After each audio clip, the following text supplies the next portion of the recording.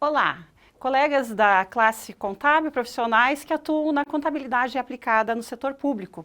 Hoje nós iremos iniciar essa escola técnica do Conselho Regional de Contabilidade do Estado do Paraná. E o tema que iremos tratar está relacionado à contabilidade pública, particularmente um tema bastante conhecido nosso, o ativo imobilizado, reconhecimento e mensuração. Nós temos que, para a contabilidade pública, ao longo dos anos, o ativo imobilizado, ele sempre foi de grande importância. No entanto, nós acabamos deixando um pouquinho de lado as regulamentações específicas, a própria escrituração, tomando em conta que tanto aspectos relacionados à depreciação, a avaliação de ativos, sempre ficaram numa nebulosa para nós e quase que sem a obrigatoriedade de reconhecer alguns elementos que avaliam esses ativos. Então, mais recentemente surgiram as normas aplicadas à contabilidade pública, em específicos manuais, que também nos trouxeram normas brasileiras como a norma técnica aplicada ao setor público, a número 7, da qual nós iremos tratar nessa apresentação. Nós definimos essa apresentação, então, para os colegas, conforme um índice, e aqui está a introdução, o objetivo da norma, o alcance dessa norma, até onde vai, definições que para nós elas vão se atualizando, portanto, nunca é demais rememorar, reconhecimento e mensuração, aquilo que nós temos, digamos assim, como a essência principal da norma. O desreconhecimento, que para muitos ainda pode ser uma palavra desconhecida, e a necessidade de divulgação, que não é a publicação necessariamente. Claro que todas as demonstrações, elas vão ter a obrigatoriedade de divulgação, porque enquanto setor público, nós temos a obrigação de divulgar tudo aquilo que fazemos, tudo aquilo que está na contabilidade. E, então, alguns aspectos que nós iremos falar aqui dizem respeito às normas explicativas. Muito bem, em termos de regulamentação, não é demais também asseverar nesse momento que nós temos a nossa longínqua precedente lei 4.320, que estamos sempre revisando as ponderações dessa lei, mas que ela continua em pleno vigor, nós sabemos disso. A partir da 4.320 vieram também os manuais, o Manual de Contabilidade aplicada ao setor público, conhecido nosso como MCASP, e esses manuais eles têm seus vários volumes. A norma relacionada ao imobilizado é a norma 7, portanto, aquela que nós iremos discorrer um pouquinho nesse momento com os colegas. Então, se falando do controle patrimonial segundo a Lei 4.320, muitos já sabem, já leram algumas vezes, deixaram um pouco de lado, retornaram, e esse é o momento de nós novamente voltarmos aos artigos que dizem respeito à norma principiológica da nossa contabilidade pública relacionada ao controle patrimonial.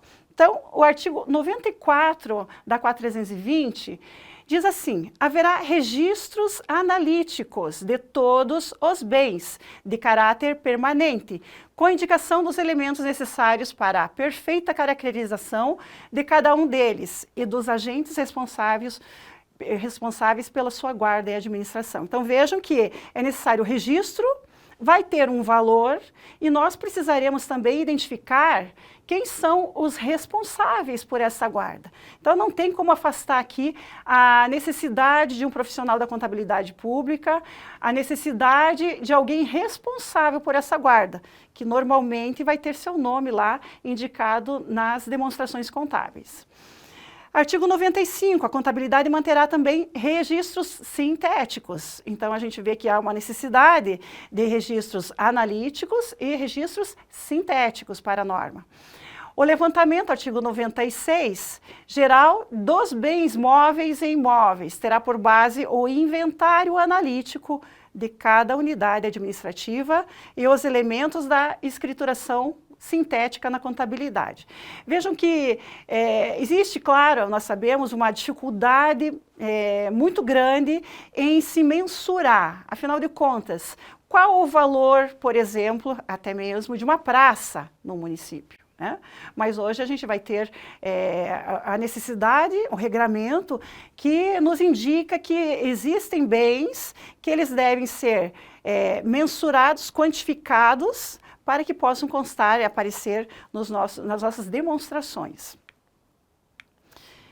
A portaria da STN 548 e as portarias da STN também são normativas de extrema importância para nós. Elas se aplicam não somente à União, mas à União, aos estados, ao Distrito Federal e aos municípios. Então, importa que essas recomendações que ela traz também a gente possa discorrer aqui com os colegas, porque elas são de obrigatoriedade de adoção. Item 3.3, bens móveis e imóveis, e respectiva depreciação, amortização ou exaustão, né? Normalmente a depreciação é aquela que mais se aplica. Vai ter algumas peculiaridades, por exemplo, resumo das ações necessárias para a sua implantação. Vejam que os procedimentos relacionados a esse ativo imobilizado, eles vão ter uma relação direta com os sistemas. Então, há que se levantar o valor desse bem, há que se averiguar quais são os procedimentos contábeis que nós devemos aplicar a este bem para, de fato, quantificá-los, atribuir um valor a esses bens e depois registrá-los. Como é que faremos isso, então? Os procedimentos de registros contábeis, então, devem ser destacados também em notas explicativas, ou seja, qual a política contábil de depreciação, exaustão, de reavaliação, de ajuste de valor recuperável, de valor justo também, por que não dizer, porque ele será um peso que iremos considerar em todo esse contexto, ok? Já iremos tratar um a um desses aspectos. Essa portaria 548 já faz 9 anos, vejam, né? E agora é que está começando a se exigir para estados e municípios, aqui principalmente, nós não trabalhamos com União, mas no âmbito do estado do Paraná nós temos a fiscalização relacionada às entidades públicas, estado e municípios. Então vejam lá, o reconhecimento aqui no nosso item 7, da portaria 548 de 2015, nos diz o seguinte: reconhecimento, mensuração e evidenciação dos bens móveis e imóveis, assim como a respectiva depreciação, exaustão, reavaliação ou redução a um valor recuperável, ela será obrigatória, tá? Exceto para bens do patrimônio cultural e de infraestrutura, aqui ainda não. Para a União, e aqui temos as datas, e cabe aqui nós destacarmos que para estados foi 2020, para municípios com mais de 50 mil, 2021, e essa classificação quem estabelece é a Lei de Responsabilidade Fiscal, mais de 50 mil e até 50 mil. Aqui no estado do Paraná é importante nós destacarmos também que 365 é o número dos municípios com menos de 50 mil habitantes, ou seja, aqueles que têm agora o período que seria 2022, mas passou a ser 2024, dada as novas regulamentações, a dilação de prazos que houve ao longo desses períodos. Veremos para frente que era 2022 e agora teve uma dilação um pouquinho maior. Então, o PCP, que é o procedimento contábil patrimonial, de acordo com as regras dos manuais de contabilidade aplicáveis vigentes nesse momento, ele teve uma dilação de prazos um pouquinho maior, exatamente para essa norma que nós estamos falando. Reconhecimento, mensuração e evidenciação de bens de infraestrutura e no item 9, os bens de patrimônio cultural, tá? Então, há uma dilação de prazos um pouco maior para esses itens do patrimônio do nosso imobilizado, que vai vejam lá, entes da federação, União era 2018, passou para 2020, com dados ano base de 2019. Distrito Federal e Estados, 2022. Municípios acima de 50 mil habitantes, 2024, ano base 2023. Municípios com até 50 mil habitantes, 2025, ano base 2024. Então, vejo que há um aspecto particular aqui e novo, e agora de obrigatoriedade, que é 2024, ano base 2023, né? Para municípios com até 50 mil habitantes, então, já estamos com o prazo vencendo, dados de 2024, obrigatoriedade em 2025. Então, vamos lá. O acompanhamento por órgãos de controle. E aqui eu destaco a norma estabelecida pelo Tribunal de Contas do Estado do Paraná. Foi implantado o módulo de patrimônio. Com a sua movimentação de bens, de 2024, e essa é uma nota do SINAM, né, o nosso Sistema de Informações Municipais, acompanhamento mensal, que na verdade é um acompanhamento mensal, mas a entrega é bimestral, para acompanhar as datas do relatório, dos relatórios da Lei de Responsabilidade Fiscal. Então essa nota, número 17 de 2023, de extrema importância para aqueles que atuam na contabilidade pública em estado e municípios. Vejam lá. Implanta, então, layouts na prestação de contas do município e do estado do Paraná, para captar informações dos ingressos e egressos de bens patrimoniais. Então, a norma de aplicação, averiguação, mensuração, né, principalmente, e registro desses valores devidamente atualizados, e o atualizado ele vem da necessidade de valor base, constante na nota fiscal, aplicada a apreciação, a depreciação, aplicada a reavaliação quando necessária, né, a depender da política adotada. Então, há que se criar também uma política de avaliação contábil. Já explico como que pode ser feita. Então, vamos lá. Essa norma estabelecida pelo Tribunal de Contas do Estado do Paraná, ela vai ser obrigatória a partir do exercício de 2024. Então, hoje nós temos, ao longo dos anos, um acompanhamento por parte do Tribunal. Nós tivemos aí, anos passados, a implantação do módulo patrimonial, que não era obrigatória por alguns anos, depois passou a ser obrigatória. E agora essa necessidade de atualização dos bens do imobilizado, ela passa a ser obrigatória, e ela passa a impactar também as prestações de contas. Então, de extrema importância para todos nós que atuamos com as prestações de contas de municípios e também do Estado do Paraná. A STN impôs validações pelo SICONF também, né? E aí nós temos os relatórios, o DCA, que foi implantado. Essas regras de verificação, elas estão alinhadas com aquilo que vem sendo trazido pelas notas do SINAM, do Tribunal de Contas do Estado do Paraná, né? Então, são órgãos de controle que estão trazendo uma nova dimensão, uma nova necessidade, né, de implantação e obrigatoriedade para todos os entes do Estado do Paraná, Estado e municípios. Então, há necessidade de reconhecer o valor? Sim, a partir de agora, há necessidade, há obrigação, e isso pode ter implicações, inclusive, em sede de prestações de contas. Vamos lá.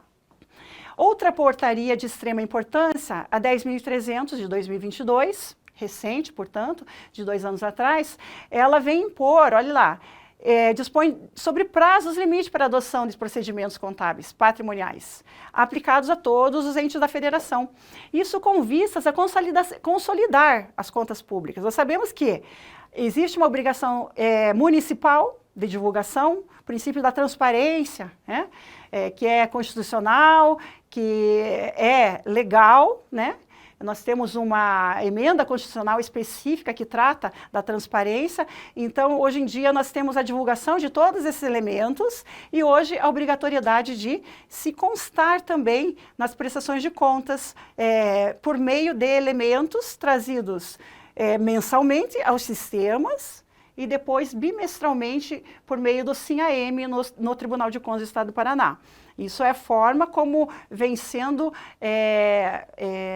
executado isso que determina a portaria da STN a 10.300 de 2022. Então, engajando-se, né, cotejando-se todos esses elementos regulamentares, nós teremos que a norma, a partir de agora, passa a ser obrigatória. Então, depreciação, nós falávamos muito há uns 5 anos atrás, até mesmo 10 anos atrás, cadê a depreciação do poder público, né? Hoje, então, ela passa a ser obrigatória, né? E quando um bem é depreciado, quando o bem é totalmente depreciado, existe um procedimento padrão a se adotar. Então, trataremos um pouquinho, essas normativas nos ensinam, né? E aqui nós apresentaremos um pouquinho para os colegas. O objetivo dessa norma, portanto, é estabelecer o tratamento contábil para os ativos imobilizados, de forma que os usuários das demonstrações contábeis possam, portanto, discernir se a informação sobre o investimento na entidade e seus ativos imobilizados tem variações ou apresentam de fato a respectiva aplicação, o valor justo daquilo que eles que compete aos poderes públicos. Ou seja, se comprou carros, né, onde estão registrados, se comprou imóveis, né, ou, que é bastante comum também, se vendeu, se alienou um imóvel, né, ele vai ser baixado a que valor? Né? O valor da venda, enfim, tudo isso precisa estar hoje registrado, não só nas demonstrações de receitas e despesas, mas também no patrimonial. O patrimonial vai ter que registrar à risca todos esses valores. Essa norma se aplica ao ativo imobilizado, incluindo, né, equipamento militar especializado. Aqui eu coloco, né, um destaque especial aos armamentos. Imagine os valores, né, e muita coisa não vem sendo registrada ainda pelo poder público. Então aqui é a obrigatoriedade de se incluir todos esses valores. A parte mais dificultosa em todo esse cenário, nós sabemos, de fato, fazer-se o levantamento, né, de tudo aquilo que existe, porque existem coisas novas compradas recentemente, mas existem elementos de imobilizado que, por vezes, até se perderam, né? Existem prefeituras, por exemplo, que não sabem exatamente averiguar qual é o seu valor patrimonial, quantos terrenos pertencem ao município. E nós sabemos que, por conta disso, muita coisa se perdeu, muitos elementos de imobilizado acabaram se perdendo ao longo dos anos, por uma série de políticas, enfim. Ativos também de infraestrutura, né? Tudo isso precisa ser hoje contabilizado. Primeiro o levantamento, né? O inventário todo, a grande dificuldade de se fazer o inventário, percebe-se, e por isso, gradativamente, a exigência dos órgãos de controle acabou entendendo dessa dificuldade um pouquinho mais e acabou dilatando um pouco esses prazos. No entanto, de agora em diante, nós sabemos que é obrigatório esse reconhecimento e o registro devido na contabilidade. Aqui, ativos de contrato de concessão após o reconhecimento inicial e mensuração de acordo com a norma de contratos. Então, nós sabemos que hoje a contabilidade está bastante avançada, temos uma infinidade de regramentos de extrema importância, nós temos uma contabilidade convergida aos padrões internacionais e, portanto, precisam ser todas essas normas precisam ser atendidas pelos poderes públicos, seja União, estados ou municípios. Alcance da norma, ainda, ela não vai se aplicar, né? Aqui é a exceção, vamos dizer assim, né? Somente alguns poucos itens. Ativos biológicos relacionados à atividade agrícola, né? Os animais, enfim. Direitos de exploração de mineral e reservas minerais, e aqui eu diria que talvez uma próxima norma, ela venha talvez até mesmo exigir, né, a mensuração desses valores, né? Talvez porque no Brasil ainda nós não tenhamos exatamente como mensurar, né, ainda para os poderes públicos, mas aqui, direito de exploração mineral e reservas minerais, tais como petróleo, gás natural e recursos não renováveis semelhantes. Então, como são temas que ainda estão em evolução, o poder público ainda não tem obrigatoriedade de fazer o seu registro. No entanto, tudo aquilo que se pode mensurar, Tudo aquilo que existe uma competência, que, primeiro, constitucional, né? Lei 4.320, tudo aquilo hoje é preciso incorporar, então, os nossos inventários patrimoniais e, ato contínuo, eu diria, né? Passar a fazer registros na contabilidade. Definições também importantes. Não é demais voltar a ratificar alguns conceitos que para nós são de extrema importância. Valor contábil. O que é esse valor contábil? Né? É muito falado na contabilidade, tanto societária quanto na área pública, mas aqui restou fixado nessas normativas que o valor contábil é o montante pelo qual um ativo ele é reconhecido após a dedução de depreciação acumulada, perdas acumuladas por redução ao valor recuperável, aquele ajuste necessário ao valor justo. Então, esse é o valor contábil que deverá incorporar os balanços lá no final das demonstrações, ao longo do ano, né? E sempre no encerramento do exercício, 31 de dezembro, deve estar registrado lá no nosso ativo imobilizado.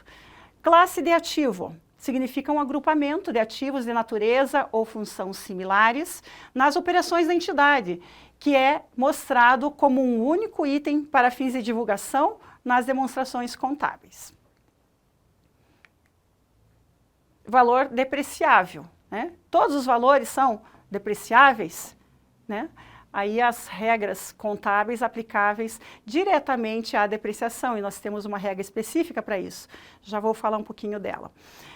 Valor depreciável, então, é o custo do ativo ou outro montante que substitua o seu custo, menos o valor residual. Então, o custo da nota fiscal, né? É o custo inicial, vamos dizer assim, né? Para esses ativos, então, será aplicado o valor depreciável. Tem que aplicar, então, a depreciação. E depreciação, então, o que é? Para fins desse nosso estudo e aquilo que vem sendo utilizado em âmbito nacional pela contabilidade pública, consta dos manuais, consta dos regramentos das portarias. Depreciação, portanto, é a alocação sistemática do valor depreciável de ativo ao longo de sua vida útil, né? Nós sabemos que normalmente aplica-se o quê? Uma taxa, né? Que varia de item de imobilizado para item de imobilizado. Valor específico para a entidade é o valor presente dos fluxos de caixa. É outro valor, vejam, nós temos um valor original, que nós chamamos de valor contábil. Aí nós temos a depreciação sendo aplicada, nós temos um valor específico para a entidade, que é aquele valor que vai sendo atualizado pelos seus fluxos de caixa, que a entidade espera obter com o uso contínuo do ativo, né? Um maquinário, por exemplo, e com a alienação ao final da sua vida útil, ou onde incorrer para a sua liquidação aplicada ali ao seu passivo, ok? E perda por redução ao valor recuperável de um ativo gerador de caixa. São conceitos importantes, é bom nós registrarmos todos eles nas nossas anotações, porque não parece, mas nesse momento parece os termos bastante vagos. A temática parece que ela é mais genérica, mas ela vai ter especificidades que são de extrema importância para nós. Então, a depreciação é um conceito extremamente importante. O valor específico é diferente, portanto, da depreciação, do valor original. E nós temos também a perda por redução ao valor recuperável de ativo gerador de caixa, né? Então, vejam, nós temos primeiro a aplicação da depreciação, o valor específico da entidade e, a partir desses valores, serão aplicadas também a perda por redução ao valor recuperável, que é o montante pelo qual o valor contábil, aquele valor que falamos ainda há pouco do seu conceito, do ativo que excede o seu valor recuperável. Então, um conceito chama atenção para o outro. Nós temos um valor original e aplicaremos, conforme a política de cada entidade, esses conceitos ao longo do nosso exercício financeiro. Perda por redução ao valor recuperável de ativo, agora o não gerador de caixa. É o montante pelo qual o valor contábil do ativo excede o seu valor recuperável de serviço. Ou seja, ele pode ser tanto de um bem quanto de um serviço prestado né, em relação ao seu ativo, o ativo que gerou um bem, o ativo que gerou um serviço.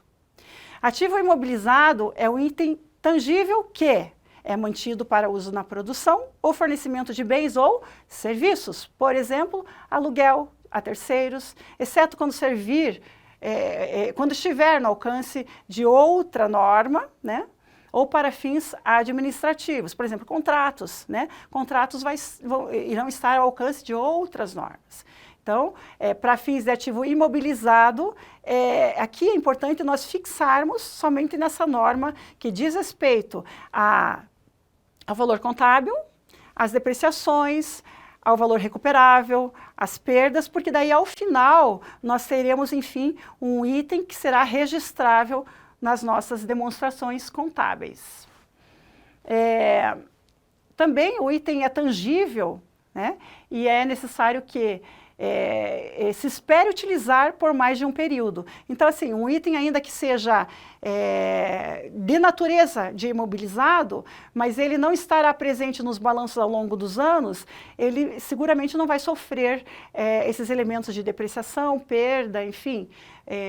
Então, é só quando é aplicável por mais de um exercício. Esperamos o final do exercício para poder aplicar essas disposições que a norma exige.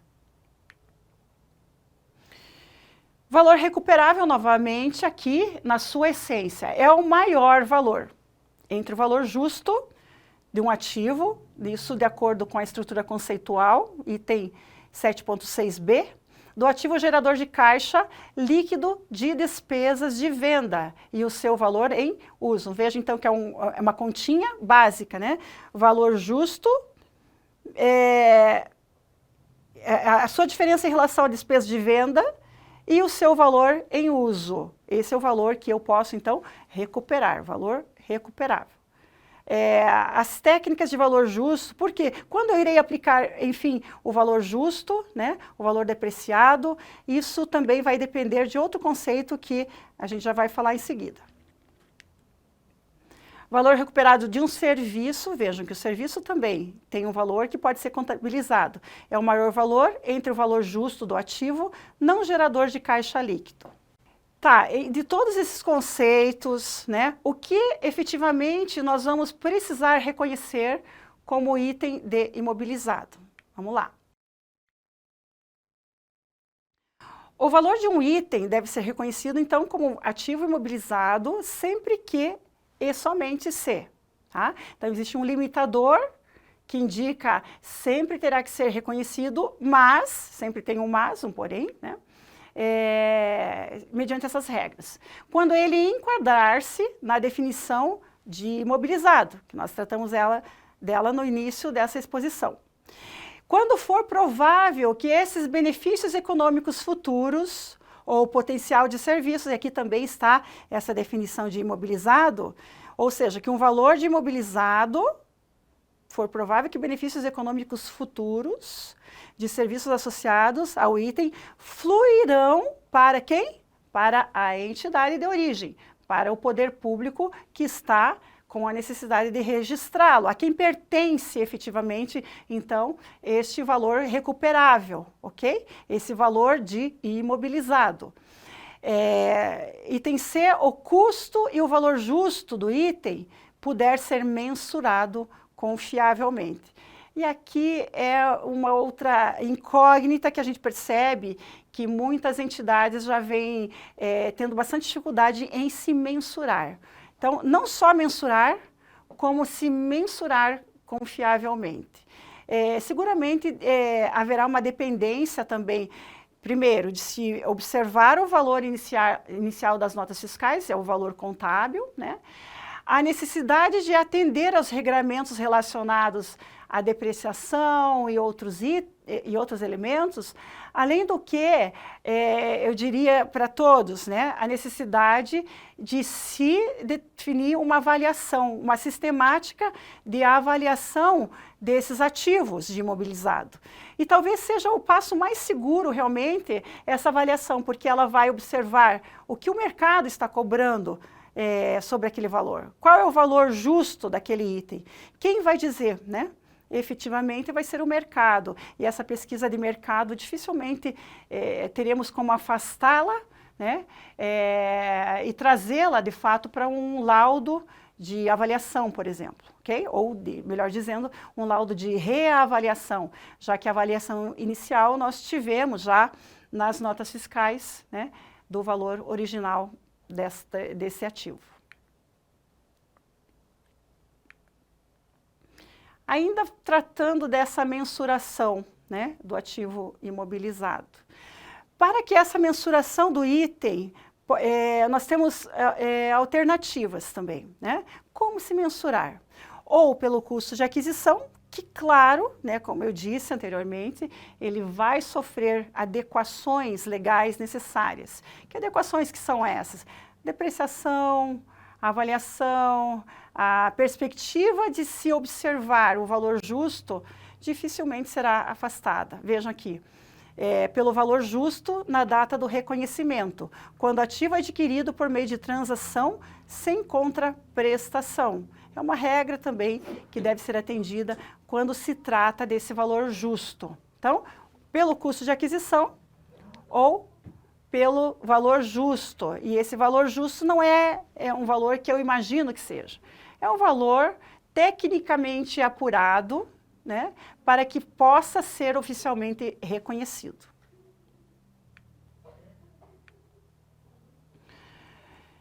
Muito bem.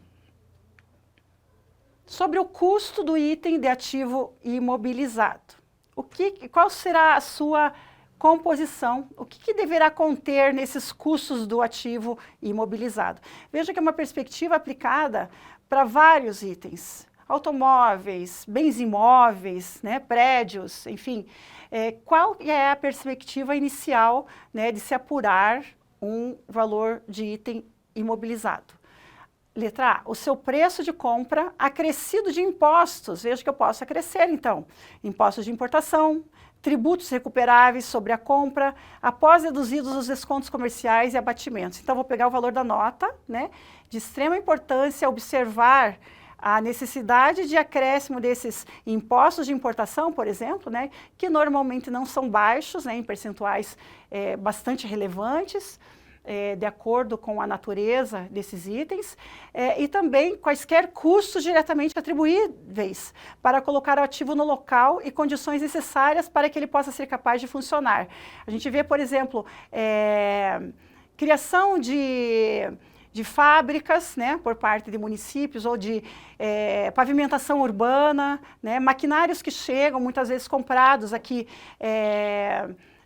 importados, né, que tem o imposto de importação, mais que isso. Então, o valor de compra, ele vai ser modificado bastante, vai ser bastante agregado em termos de custos, seja para uma implantação dele, por esses impostos iniciais, e mesmo para uma instalação, né, a preparação do ambiente, às vezes a preparação de uma estufa, de um ambiente que se possa funcionar um maquinário, estrutura, enfim, de parte elétrica, a cimentação, enfim. Nós sabemos que muitas vezes é difícil de se mensurar, mas esses custos todos, eles de fato podem ser atribuídos a esse item do ativo imobilizado. Então, um maquinário instalado, muitas vezes, não vai ser somente o custo original, mas ele vai precisar ser acrescido desses outros custos do ativo implicados para a efetiva instalação no local e condições necessárias para que ele possa funcionar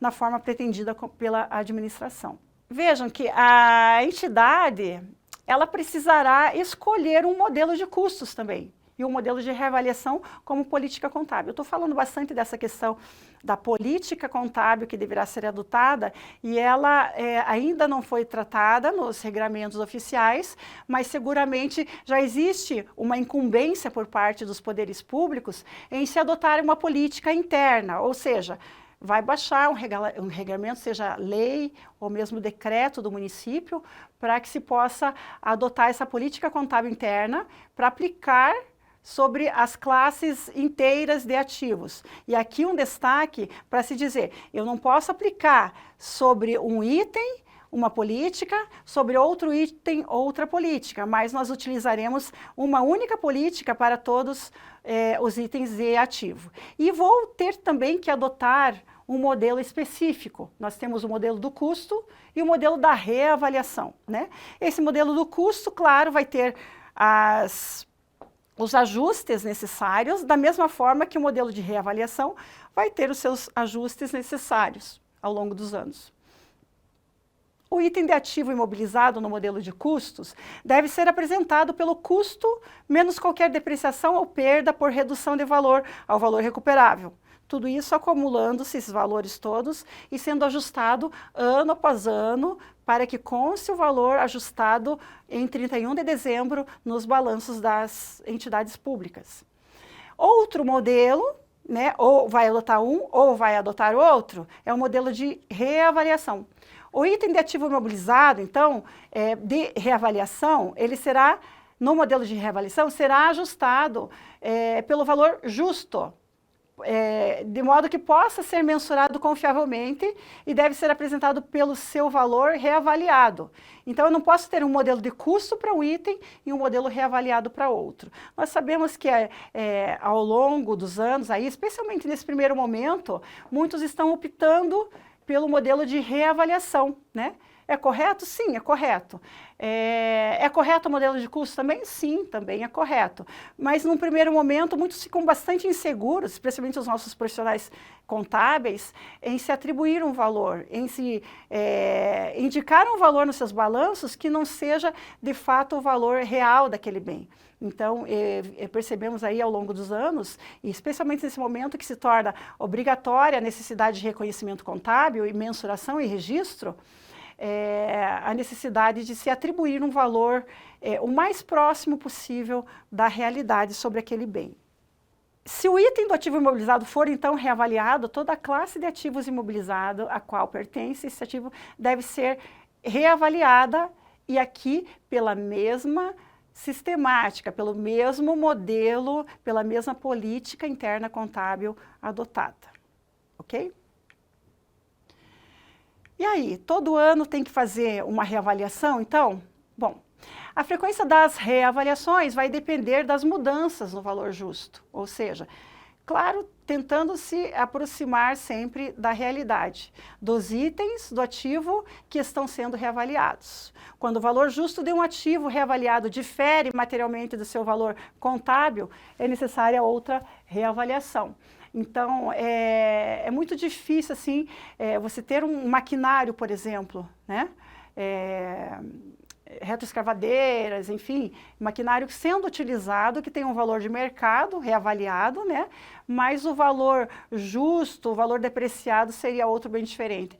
Nós sabemos que numa eventual venda, numa eventual alienação, né? Isso tem um lançamento específico a ser apropriado aos balanços. Outra forma de reavaliação, itens do ativo imobilizado que sofrem mudanças frequentes e significativas no seu valor justo e necessitam de uma reavaliação anual.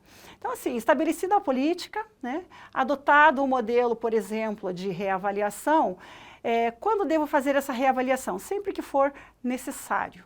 Sempre que houver alguma expectativa de mercado de melhoria ou não para aquele bem, né? Sempre se reconhecendo o valor de fato que possa ser aplicado eventualmente numa alienação daquele bem. Reavaliações frequentes são necessárias para itens de ativo de imobilizado sem variações significativas no seu valor justo, né? São desnecessárias, desculpa. Então, assim, se há expectativa de muita variação, aplica-se a reavaliação. Se não há expectativa, né, para aquele item de ativo imobilizado, então não há necessidade necessariamente de se atender àquela reavaliação. A reavaliação desses ativos, eu estou tratando um pouquinho mais da reavaliação, porque nós sabemos que muitos vêm adotando essa perspectiva na hora de formular as suas políticas. E eu diria que, de fato, ela pode ser bastante segura, né? para os poderes públicos. Então, a reavaliação pode ser realizada por meio da elaboração de um laudo técnico. Muito bem, e aqui a pergunta, né? Mas isso não pode encarecer por demais a administração? Sim, mas existe uma outra expectativa também aqui, ó. Ou ainda por meio de um relatório de avaliação realizado por uma comissão de servidores, né? Ora, a maioria dos entes estaduais e municipais tem engenheiros, né? Tem administradores, tem profissionais de custos, orçamentistas. Então, é possível, sim, estabelecer uma comissão de servidores que possam realizar essas reavaliações periodicamente. Então, não teria um custo de licitação ou um custo de mão de obra específica para todo ano, né, para a administração. E o que deve conter, né, como elemento essencial nessas avaliações, nessas reavaliações? Documentação com a descrição detalhada referente a cada bem que esteja sendo avaliado, né? Nem precisaria dizer que a nota fiscal de base é um elemento essencial, né? A documentação com a descrição detalhada, né? É muito importante que esteja presente nesse lado. A identificação contábil do bem. Qual é a sua rubrica, né, contábil? A identificação e como ele se classifica lá no nosso balanço patrimonial, como ele deve ser classificado. Quais foram os critérios utilizados para a avaliação do bem e sua respectiva fundamentação? Se houve avaliações anteriores, né, elas devem constar desse novo laudo, né, e a forma como a política definiu de avaliação ou reavaliação destes bens de imobilizado. Importante também incluir a vida útil remanescente desses bens. Ora, comprei um bem, né? Ele vai ter que ter como identificada a sua vida útil. Então, a vida útil remanescente ano após ano, qual será? Para que sejam estabelecidos, então, os critérios de uma nova reavaliação, que vão incluir esses critérios, a depreciação, a amortização e a exaustão. Claro, a data, né, todo documento público ou privado tem que ter uma data. E aqui a identificação do responsável pela reavaliação. Então, pode ser feito por servidor, uma comissão de servidores, é o que se recomenda, né? E essa comissão será responsável pela quantificação desses valores, né, em sua reavaliação, e assim sendo, são os valores que efetivamente irão compor os balanços da contabilidade pública. Enfim, a depreciação que nós falamos, o valor depreciável do ativo, ele deve ser alocado de forma sistemática ao longo da sua vida útil. Então, elementos, valor inicial, né, vida útil, né, e sistemática adotada de depreciação daquele item, daquele bem imobilizado. O montante da depreciação a cada ano, né, deve ser reconhecido no resultado do período. E aqui a gente vai ver que nós temos a obrigatoriedade também de lançar essas sistemáticas todas de depreciação, principalmente, né, de reavaliação, nas nossas notas explicativas. O valor residual e a vida útil do ativo devem ser revisados pelo menos ao final de cada ano. Então, esse trabalho todo, ele pode ser desenvolvido ao longo daquele ano, daquele exercício financeiro, ou lá no final do ano, como toda essa sistemática vai estar incorporada aos balanços, ele deve estar já presente nos relatórios e principalmente nas notas explicativas. A depreciação do ativo, então, se inicia quando esse está disponível para uso.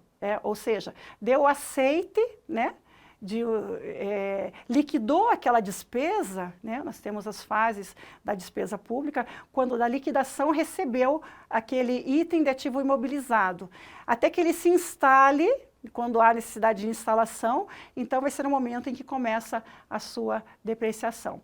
A depreciação, por exemplo, ela não cessa quando o ativo se torna ocioso ou é retirado de uso, ela continua. Já tivemos exemplos vários na administração pública, né, de equipamentos caríssimos que ficaram por longos anos, né, e foram totalmente depreciados, muito embora estivesse novo, né, não colocado em uso, ele tem a sistemática específica para sua utilização e inclusão na contabilidade, e eles precisam ter seus valores registrados conforme a regulamentação contábil própria, né, independente se ele está parado, se ele não está parado. Método de depreciação ainda, nós vamos ter 3 métodos. O método deve refletir o padrão esperado no qual os benefícios econômicos futuros, sempre o conceito de ativo imobilizado, aquele que pode-se aferir benefícios econômicos futuros ou potencial de serviços do ativo, e são consumidos pela entidade, né? Vários métodos de depreciação existem a nível de mundo, né? Mas aqueles que estão nas regulamentações da contabilidade pública são, né, método linear, o método dos saldos decrescentes e o método das unidades produzidas, né? Aqui um destaque para esses conceitos, cada um deles. O método linear, então, resulta em uma taxa constante ao longo da vida útil do ativo, caso o seu valor residual não se altere.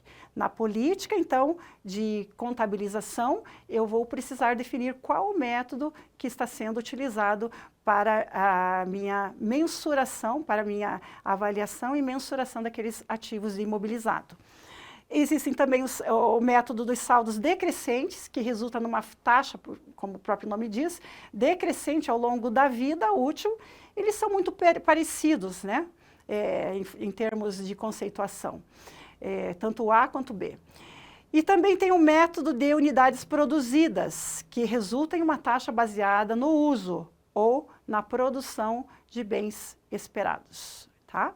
Então, cada uma dessas políticas, elas serão adaptadas, né, constam da legislação como possíveis de utilização, obrigatórias, e elas podem ser, então, escolhidas pelo poder público na sua política. Ainda, a redução ao valor recuperável, né, outro conceito de extrema importância, é a perda dos futuros benefícios, né? Então, quando você perde os futuros benefícios, né, porque houve uma depreciação bastante acentuada, porque houve perda daquele valor, né, então você aplica a redução ao valor recuperável. Como conceito, é a perda desses futuros benefícios econômicos ou do potencial de serviços que ele poderia produzir, além do que os valores também de depreciação. Se o valor recuperável for menor, então, que o valor líquido contábil, esse valor deve ser ajustado no meu balanço, ou seja, trazido para a sua realidade própria daquele objetivo econômico. O valor contábil do ativo deve ser desreconhecido. Existe essa possibilidade? Sim. Existe não essa possibilidade, mas essa obrigatoriedade. Então, ele vai ser desreconhecido, né, por ocasião da sua alienação, né, é a baixa daquele bem. Quando não há expectativa de benefícios econômicos futuros, não serve mais para nada, né, inutilizável, né, inalienável.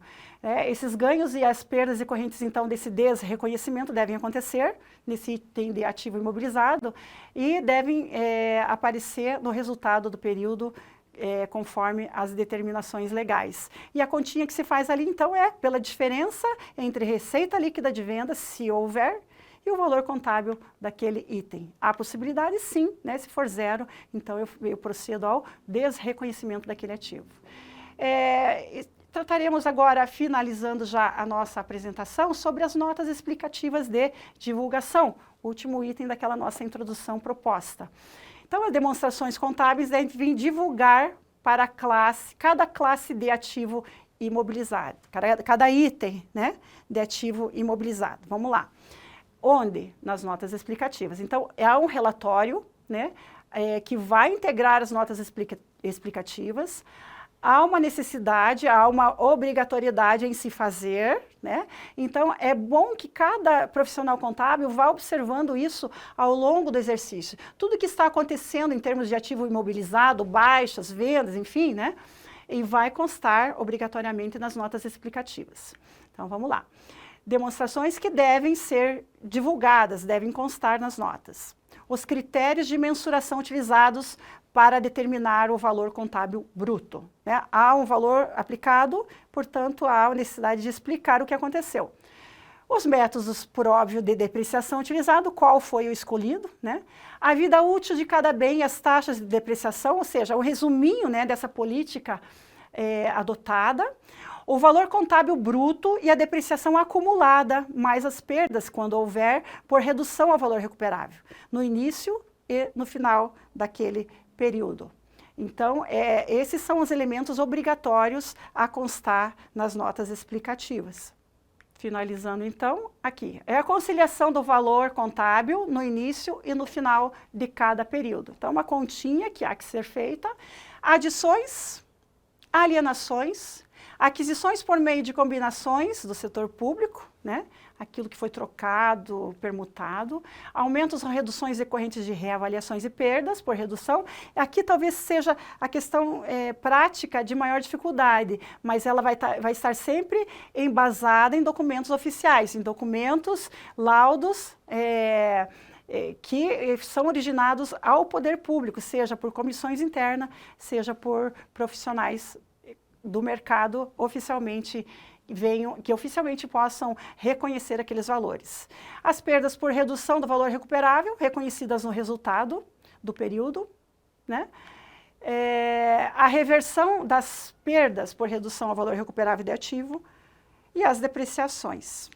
Eu finalizo aqui a nossa aula de hoje, né, sobre o nosso ativo imobilizado, e dizemos que muitas dúvidas ainda certamente surgirão, né? É um momento novo, é um momento inicial desse reconhecimento, mensuração e registro desses valores todos, e nós sabemos que a prática contábil e a classe contábil no Estado do Paraná ela é bastante unida, engajada, e ela tem essa necessidade e essa liberdade de interagir e trocar informações técnicas ou não.